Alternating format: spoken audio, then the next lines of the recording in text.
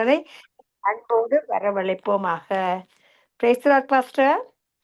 Price the Lord Dolly sister. Praise the Lord நேயர்களே. Amen pastor. வாருங்கள், வந்து உங்கள் வார்த்தையை பகிர்ந்து கொள்ளுங்கள். நாங்கள் அவரோடு காத்துக்கொண்டு நிற்கிறோம் உங்களோட வார்த்தையை பெற்றுக்கொள்வதற்கு. ஆமென். நன்றி பாஸ்டர். ஆமீன். எல்லா மாம்சமானவர்களிலும் கடினதும் தேவன் தான் எங்களுடைய ஒன்றான மெய்த்தவன் என்று நாங்கள் இன்றைக்கு தியானிக்க போகிறோம். ஒரு ஜெபத்துடன் ஆரம்பிப்போம். கிருபையும் இரக்கமும் பரிசுத்தமும் நிறைந்த எங்கள் அன்பு தகப்பனே, இந்த உலகத்திலே இருக்கிற அத்தனை மக்களையும் படைத்த தேவன் நீர் ஒருவர் என்பதை இந்த உலகத்தில் உள்ள சகல மக்களும் அறிந்து கொள்ள, கர்த்தரே மெய்யான தெய்வம் என்பதை அறிந்து கொள்ள, மதங்கள் எல்லாம் ஒரு நாள் அழிந்து போகும் என்பதை ஒவ்வொரு மக்களும் அறிந்து கொள்ள இந்த நேரத்தில் உதவி செய்வீராக. ஒவ்வொருவரையும் இழுத்துக் கொள்வீராக. மாம்சமான யாவர் மேலும் இந்த கடைசி கால அபிஷேகத்தை ஊற்றுவீராக. அவர்கள் ஒவ்வொருவரும் மாம்சமான யாவரும் உம்மிடத்தில் வருவார்களாக. துதிகர மகிமை ஒன்றான மெய்த்தேவனுக்கு செலுத்தி என்னுடைய என் வார்த்தைகளும் இருதயத்தின் தியானங்களும் எப்பொழுதும் உமக்கு பிரியமாக இருக்க என்னோடு இருந்து நீர் பேசும். ஒவ்வொருவருக்கும் உணர்வுள்ள இருதயத்தை கொண்டும் இயேசுவின் நாமத்தில் ஒவ்வொருவரையும் என்னுடைய இருதயத்தின் ஆழத்தில் இருந்து ஆசீர்வாதத்தை ஜபிக்கிறேன். எங்களை எப்பொழுது நேசிக்கிறேன் நல்ல பிதாவே, ஆமீன். இன்றைக்கு இந்த மாம்சமான மனிதன் 2 விதமாக வாழுகிறான்.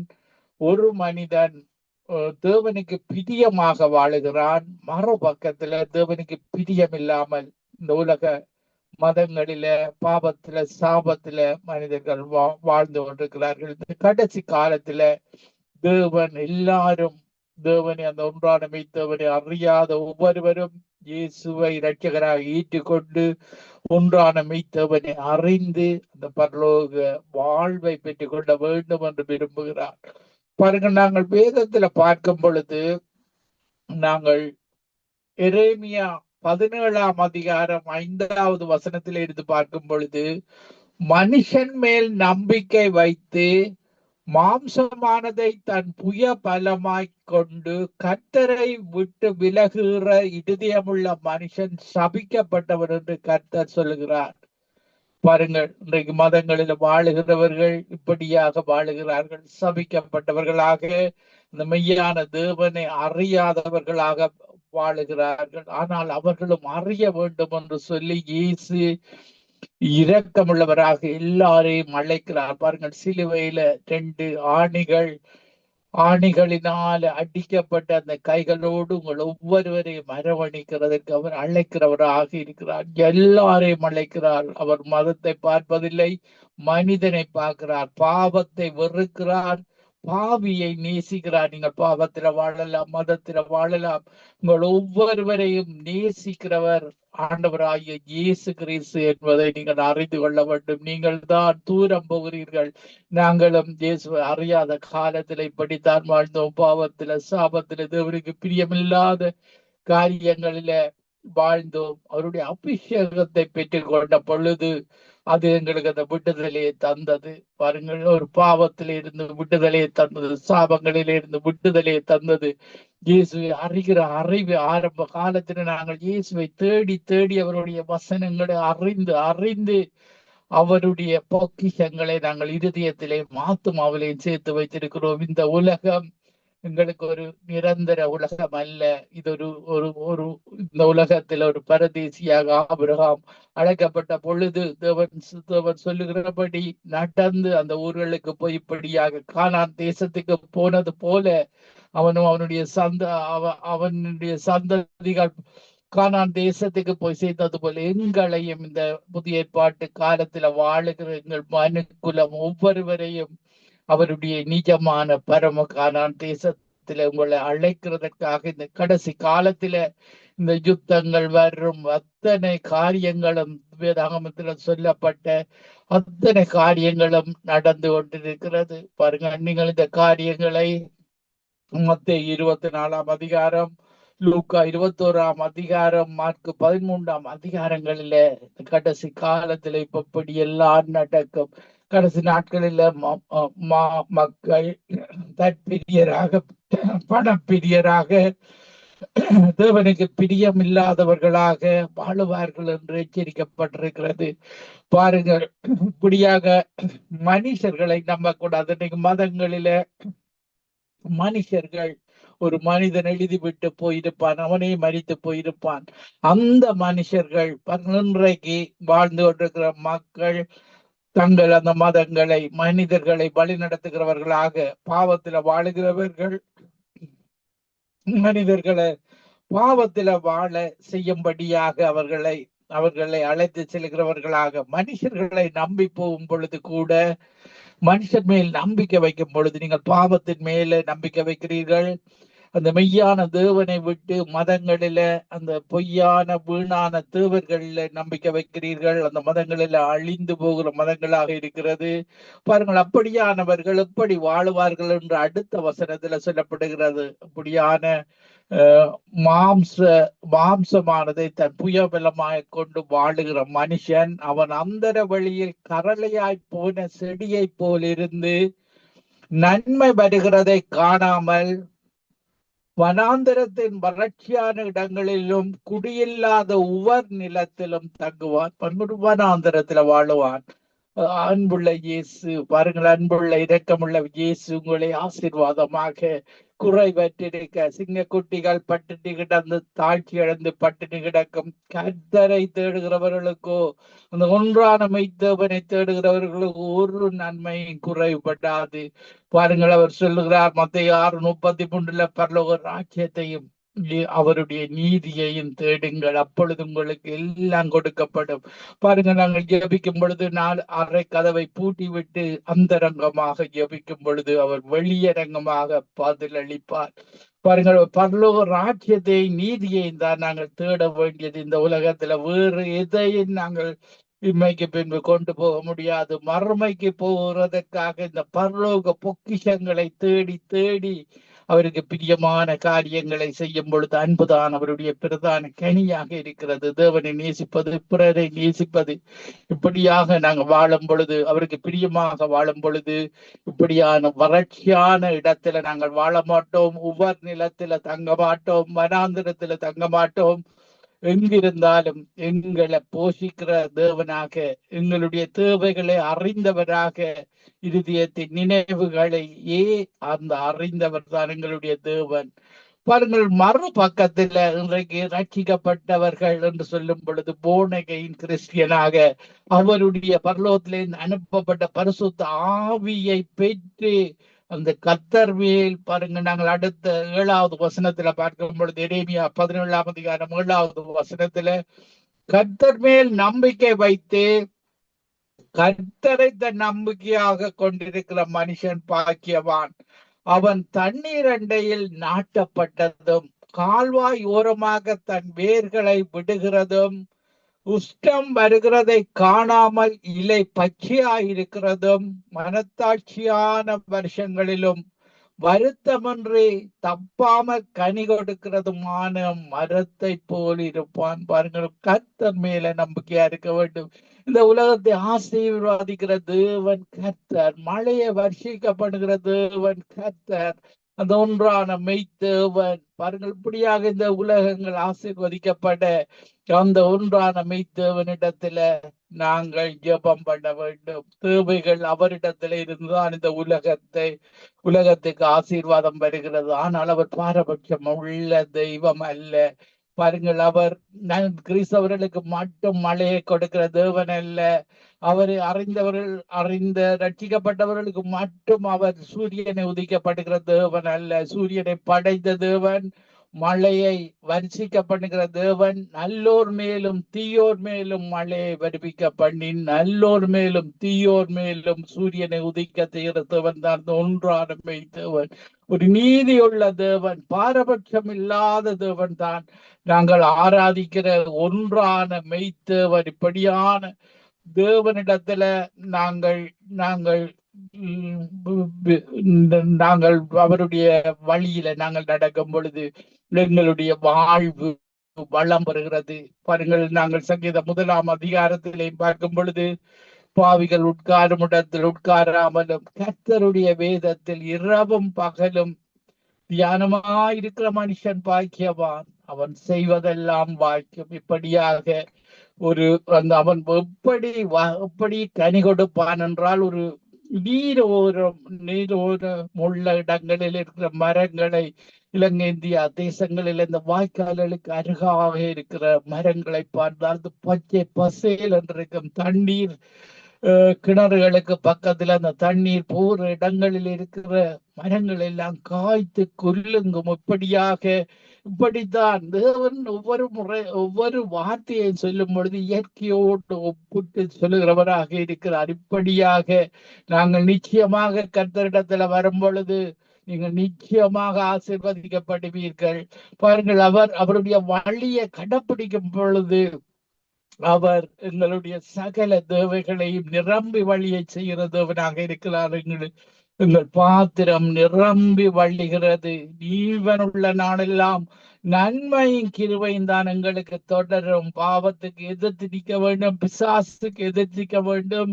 இதுதான் தேவனுக்கு விருப்பமானது. பிசாசு எங்களுடைய சிந்தையில, மனதில பிசாசும் அவனுடைய பிசாசினால் அடிமைப்பட்ட மக்களும் இப்படியாக பாவத்தை செய்யும்படியாக, பாருங்கள், நாங்கள் பாவத்தில் வாழுகிற மக்களை, நண்பர்களை கூட நாங்கள் தவிர்த்து விடுகிறோம். பாருங்கள், அவர்களும் ரட்சிக்கப்பட வேண்டும் என்று சொல்லி நாங்கள் ஜெபிக்கிறோம். அவர்களுக்காகவும் ஜெபித்துக் கொள்ள வேண்டும். பாருங்கள், அவர்கள் இன்னும் அந்த குடி பழக்கத்திலே இருந்து விடுதலை பெறவில்லை. பல பாவ பழக்கங்கள் அவர்களால் விடுதலை பெற முடியவில்லை. எங்களை தேவன் அவருடைய ஆவியினாலே, அபிஷேகத்தினாலே எங்களுக்கு விடுதலை தந்திருக்கிறார். கர்த்தரே ஆவியானவர் எங்குண்டோ அங்கு விடுதலை உண்டு. இந்த ஆவியானவர் தான் எங்களுக்கு விடுதலை தந்தவராக இருக்கிறார். பாருங்கள், இப்படியான ஆவியான தேவன், எங்களுடைய தேவன் பரலோகத்தில் இருக்கிறார். அவர் மாம்ச உருவத்தில் அவர் இல்லை, அவர் ஆவிக்குரிய உருவத்திலே இருக்கிறார். பாருங்கள், எங்களுடைய ஆவி தேவன் தந்த தீபமாய் இருக்கிறது. எங்களுக்கு ஒவ்வொரு மனிதர்களுக்குள்ளேயும் உள்ள ஆவி கர்த்தர் தந்த தீபமாக இருக்கிறது. நோன்றாட மெய்த்தவன் தந்த தீபத்தை நீங்கள் உயர்த்தி கொண்டு இன்றைக்கு மதங்களில வாழுகிறது, பாவத்தில வாழுகிறது, சாபத்தில வாழுகிறது, சினிமா சீரியலை பார்த்து வாழ்க்கையை காலத்தை வீணாக்குவது தேவனுக்கு பிரியமான காரியம் அல்ல. அவர் நீங்கள் ஆசீர்வாதமாக இருக்க வேண்டும், நீங்கள் வாழ்ந்திருக்க வேண்டும். நீங்கள் அவரிடத்துல அவர் உங்களுக்கு தருகிறவராக இருக்கிறார். அவருடைய வார்த்தையின்படி வாழும் பொழுது பாருங்க, நாங்கள் ஆரம்ப காலங்களில எங்களுக்கு அதிகம் விளங்காமல் வாழ்ந்து கொண்டிருப்போம்.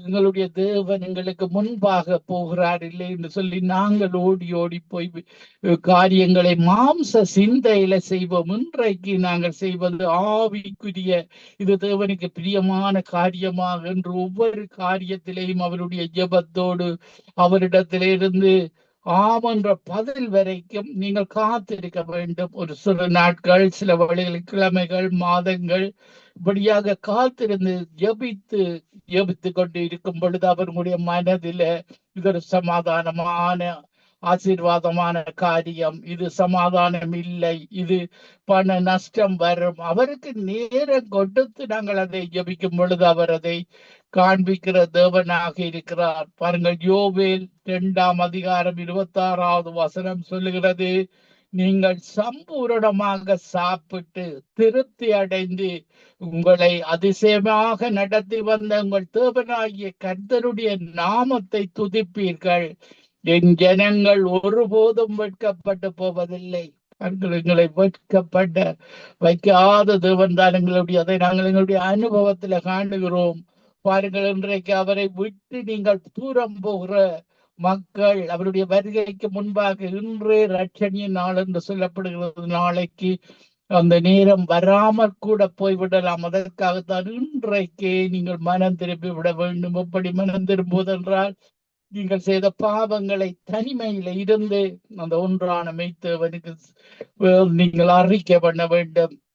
மற்றவர்களுக்கு சொல்லக்கூடாது, நான் இப்படி செய்ய போகிறேன், நான் ஒடுக்க போகிறேன் என்று நீங்கள் மனிதர்களுக்கு சொல்லுவீர்களாக இருந்தால் அவர்கள் உங்களுடைய மாம்சத்தில அவர்கள் தடைகளை போடுவார்கள்.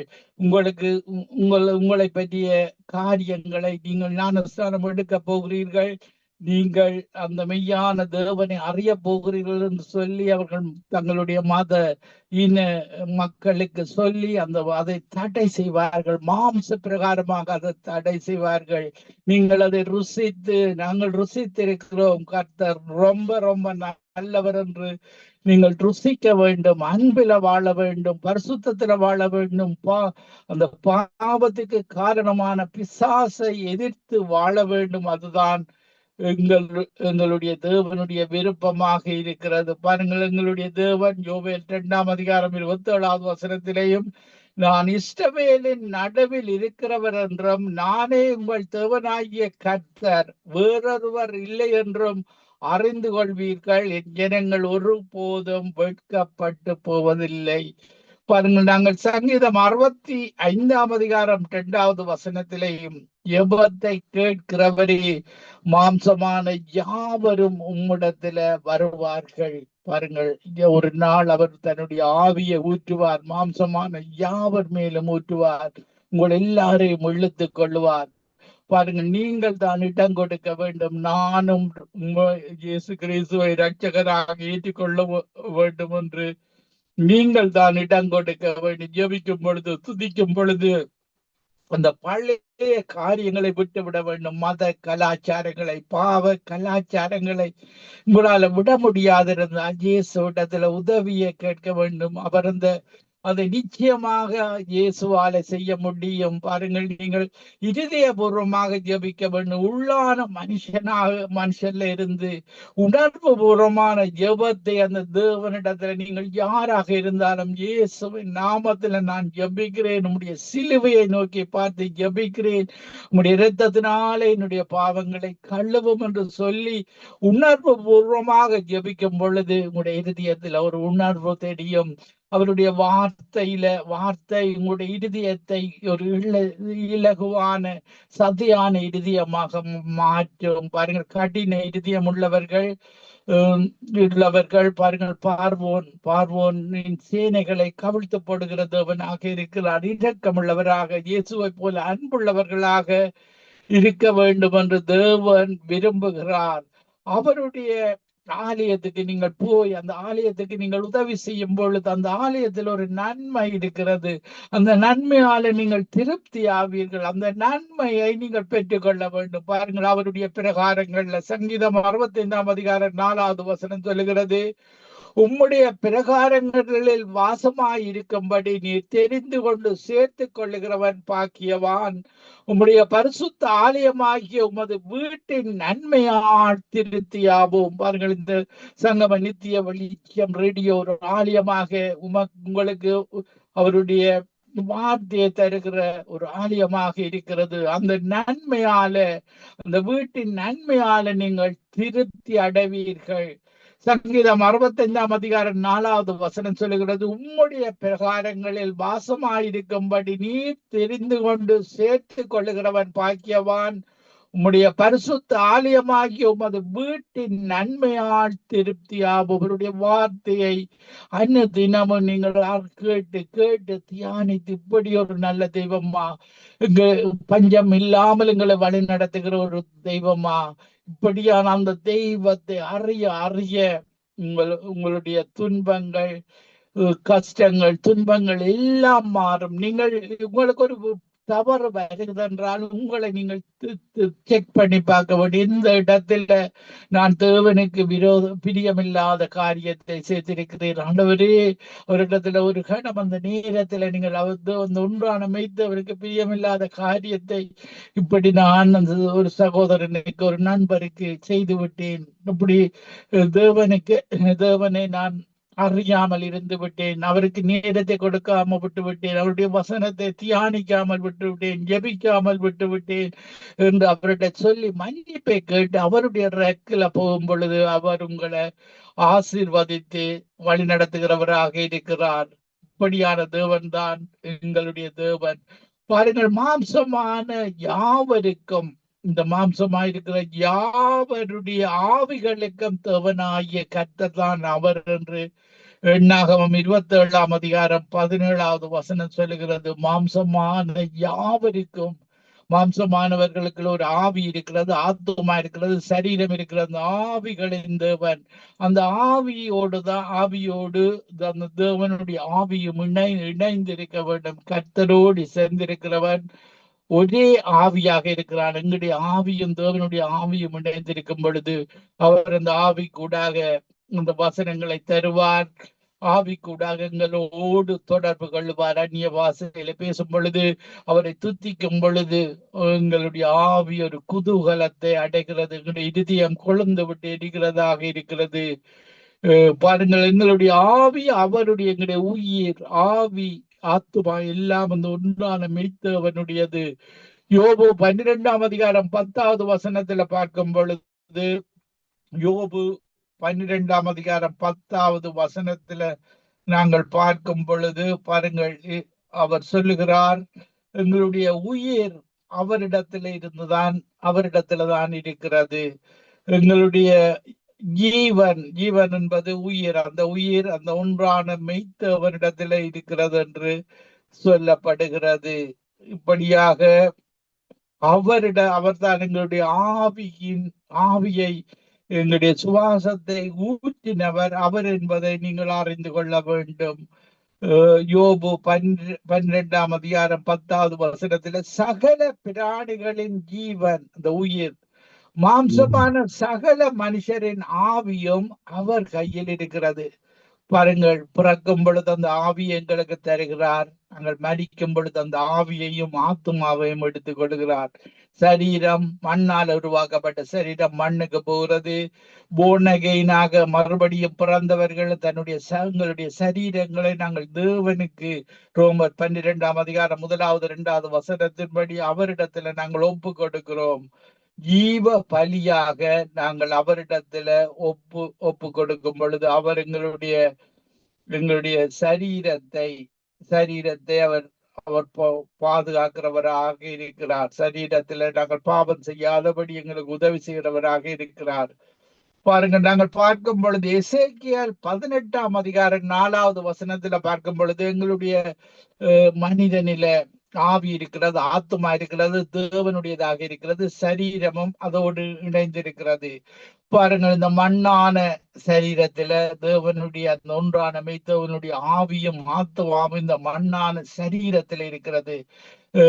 நாங்கள் எசேக்கியேல் 18ஆம் அதிகாரம் 4வது வசனத்துல பார்க்கும் பொழுது எல்லா ஆத்துமாக்களும் என்னுடையவைகள். தேவன் சொல்லுகிறார், எல்லா ஆத்துமாக்களும், தகப்பனின் ஆத்துமா எப்படியோ அப்படியே மகனின் ஆத்துமாவும் என்னுடையது. பாவம் செய்கிற ஆத்துமா சாகும். இன்றைக்கு தேவனுக்கு பிரியமில்லாமல் பாவத்தில வாழ்ந்தால், நாங்களும் பாவத்தில வாழ்ந்தோம், ஆனால் எங்களை அவர் பிரித்து எடுத்தார். அந்த ஊழியான சேற்றிலே இருந்து, அந்த பாவ வாழ்விலே இருந்து, இருளான ஊழியான சேற்றிலே இருந்து, பாவ இருளிலே இருந்து எங்களை எடுத்தொரு வெளிச்சத்தின் பிள்ளைகளாக, பாவத்தில வாழும் பொழுது பிசாசின் பிள்ளைகளாக வாழுகிறோம்.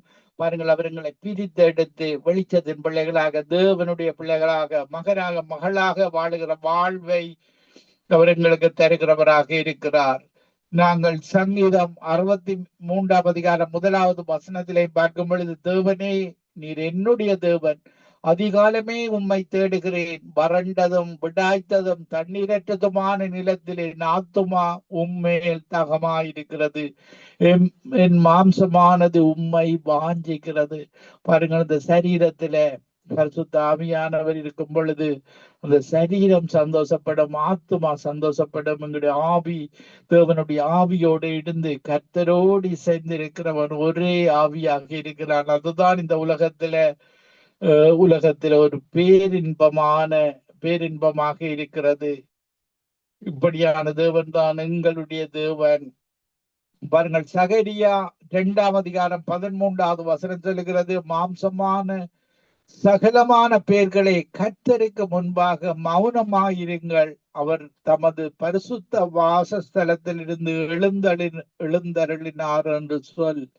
மாம்சமான சகலமான மக்களை பாருங்கள். பலர் இன்றைக்கு கடவுளுக்கு கண் இல்லையா, அப்படி கடவுளை, அந்த ஒன்றான மெய்த்தவனை அப்படி சொல்ல முடியாது.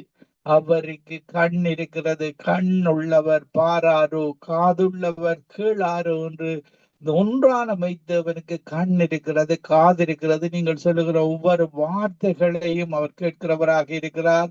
இந்த வீணான வார்த்தைகளுக்கு ஒரு தண்டனை உண்டு என்பதை நீங்கள் அறிந்து கொள்ள வேண்டும். நீங்கள் உங்களுடைய மதங்களில வாழுகிற நீங்கள் நீங்கள் மனிதர்களால் உருவாக்கப்பட்ட மதங்களாக வழிபடுகிற அந்த தேவர்களுக்கு கண் இருக்காது, காது இருக்காது, அவர்களால் கேட்க முடியாது. பாருங்கள், எங்களுடைய ஒன்றான மெய்த்தேவன் நீதியுள்ள தேவனாக, எல்லாருக்கும் ஒரு நீதியான தீர்ப்பை வழங்குகிற தேவனாக இருக்கிறார். பாருங்கள், அதற்காக தான் இந்த மாம்ச பலத்தில நாங்கள் நம்ப கூடாது. ஆவியில தான் நாங்கள் நம்ப வேண்டும். யோவான் 6:63 வசனம் சொல்லுகிறது, ஆவியை உயிர்ப்பிக்கிறது, மாம்சமானது ஒன்றுக்கு உதவாது. நான் உங்களுக்கு சொல்லுகிற வசனங்கள் ஆவியாயும் ஜீவனாயும் இருக்கிற இந்த வசனங்களை எங்களுக்கு ஆவியாக, பரிசுத்த ஆவியானவருடைய வசனங்களாகவும், அது எங்களுடைய சரீரத்தை, நோயுள்ள சரீரங்களை உயிர்ப்பிக்கிறதாயும் இருக்கிறது அவருடைய வசனங்கள். பாருங்க, நாங்கள் இயேசுவை விசுவாசிக்கும் பொழுது இயேசு சொல்லுகிறார், நானே வழியும் சத்தியமும் ஜீவனுமாய் இருக்கிறேன், என்னாலே அல்லாமல் ஒருவனும் பிதாவினிடத்தில் வரான். பிதாவிடத்துல அந்த ஒன்றான மெய்த்தவனிடத்துல போக வேண்டுமா இருந்தால் இயேசு தான் ஒரே வழி, ஒன் வே. வேறு எந்த மதங்களுக்கு கூடாக அந்த ஒன்றான மெய்த்தவனிடத்துல போக முடியாது. இயேசு இந்த உலகத்தில் இருந்த பொழுது சொல்லுகிறார், ஒருவன் என் பிதாவின் அருளை பெறாவிட்டால் என்னிடத்தில் வரமாட்டான் என்று இதன் நிமித்தம் உங்களுக்கு சொன்னேன். யோவான் 6:65 வசனத்துல இயேசு உலகத்தில் இருக்கும் பொழுது நான் தான் வழி என்று சொல்லுகிறார். அப்படி இயேசுவை நீங்கள் இரட்சகராக ஏற்றுக்கொண்டு அவருடைய வழியில நடக்கும் பொழுது பிதாவின் அருள் உங்களுக்கு கிடைக்கிறது. பாருங்கள், இந்த உலகத்தில எங்களுக்கு தேவ ஞானத்தை பிரசங்கிக்கும்படியாக இன்றைக்கு இந்த சங்கம நித்திய வெளிச்சம் ரேடியோவில பிரசங்கம் செய்கிற ஒவ்வொருவருக்கும் தேவ ஞானத்தை எங்களுக்கு கற்றுத்தருகிறார். இந்த வேதாகம வார்த்தை கூடாக உலகமானது சுய ஞானத்தில், ஒவ்வொரு மனிதர்களுக்கும் ஒவ்வொரு மதங்களுக்கும் சுய ஞானம் இருக்கும். பாருங்கள், எங்களுக்கு தேவ ஞானத்தை தேவன் கற்றுத்தருகிறார். 1 கொரிந்தியர் 1:21 வசனத்திலே, தேவ ஞானத்துக்கு ஏற்றபடி உலகமானது சுய ஞானத்தினாலே தேவனை அறியாதிருக்கையில் பைத்தியமாக தோன்றுகின்ற பிரசங்கத்தினாலே விசுவாசிகளை ரட்சிக்க தேவனுக்கு பிரியமாயிற்று. இப்படியாக நாங்களோ 1 கொரிந்தியர் 1:23 வசனத்திலே, நாங்களோ சிலுவையில் அறையப்பட்ட கிறிஸ்துவை பிரசங்கிக்கிறோம். அவர் யூதருக்கு இடரலாகவும் கிரேக்கருக்கு பைத்தியமாகவும் இருக்கிறார்கள். பாருங்கள், இப்படியாக எவர்கள் அழைக்கப்பட்டிருக்கிறார்களோ அவர்களுக்கு கிறிஸ்து தேவ பேலனும் தேவ ஞானனுமாயிருக்கிறார். தேவன் அழைத்தவர்களை அவர் அபிஷேகம் பண்ணுகிறார். பரலோகத்திலிருந்து அனுப்பப்பட்ட பரிசுத்த ஆவியானவர்ல அவர்களுக்கு தேவ பேலனும் தேவ ஞானத்தையும் கொடுக்கிறவராக இருக்கிறார். பாருங்கள், நாங்கள் பார்க்கும் பொழுது ஞானிகளை வெட்கப்படுத்தும்படி, இந்த உலகத்தின் ஞானிகளை வெட்கப்படுத்தும்படி தேவன் உலகத்தில் பைத்தியமானவைகளை தெரிந்து கொண்டார். பலமுள்ளவைகளை வெட்கப்படுத்தும்படி தேவன் உலகத்தில் பலவீனம் உள்ளவைகளை தெரிந்து கொண்டார். இப்படியாக எங்களை அவருடைய சுவிசேஷத்தை அறிவிக்கும்படியாக தெரிந்து கொண்டார். மாம்சமான எவனும் தேவனுக்கு முன்பாக பெருமை பாராட்டாதபடி அப்படி செய்தார். பாருங்கள், மாம்ச பலத்தில நம்பாமல் தேவனுடைய பலத்தில நம்பி ஊழியத்தை செய்யும்படியாக அவரே தேவனால் நமக்கு ஞானமும் நீதியும் பரிசுத்தமும் மீட்புமானார். இப்படியாக இந்த கடைசி நாட்களிலே அவர் பாருங்கள், யோவேல் 2:28 வசனம் சொல்லுகிறது, அதற்கு பின்பு நான் மாம்சமான யாவர் மேலும் என் ஆவியை ஊற்றுவேன். இதுதான் குட் நியூஸ். எல்லா மாம்சமான மேலும் அவர் என் ஆவியை ஊற்றுவேன். அப்பொழுது உங்கள் குமாரரும் உங்கள் குமாரத்திகளும் தீர்க்க தரிசனம் சொல்வார்கள். உங்கள் மூப்பர் சொற்பரங்களையும் உங்கள் வாலிபர் தரிசனங்களையும் காண்பார்கள். ஊழியக்காரர் மேலும் ஊழியக்காரிகள் மேலும் அந்நாட்களில் என் ஆவியை ஊற்றுவேன். இந்த அபிஷேகம் கடைசி நாட்கள்ல மாம்சமான யாவர் மேலும் ஊற்றுகிற தேவனாக இருக்கிறார். நான் ஒரு சிறிய வசன பாடலை பாடி உங்களுக்காக ஜெபிக்கிறேன். கஷ்டப்படும் போது நமக்கு உதவுவாரில்லை, கடன்பட்ட போது அதை தீர்ப்பவரில்லை. இஷ்டப்பட்ட தெய்வங்கள் எல்லாம் கும்பிட்டு பார்த்தாச்சு, அவர் கஷ்டங்களை தீர்க்க அவை முன் வரவில்லை. உலகத்தில் தெய்வங்கள் உண்டென்று சொல்வதெல்லாம் சும்மாங்க, உனக்கொருவர் இருக்கிறார், உன்னை விசாரிக்க துடிக்கிறார், உன்னையும் என்னையும் இயேசு நேசிக்கிறார், உள்ளங்கையில் மறைந்திருக்கிறார். ஆமாண்டவரே, நீரங்கள் இந்த உலகத்தில் உள்ள அத்தனை மக்களை உள்ளங்கையில வரைந்து வைத்திருக்கிறீர். கிருபையும் இரக்கமும் பரிசுத்தமும் நிறைந்த எங்கள் அன்பு தகப்பனே, மாம்சமான யாவருக்கும் தேவனே, இன்றைக்கு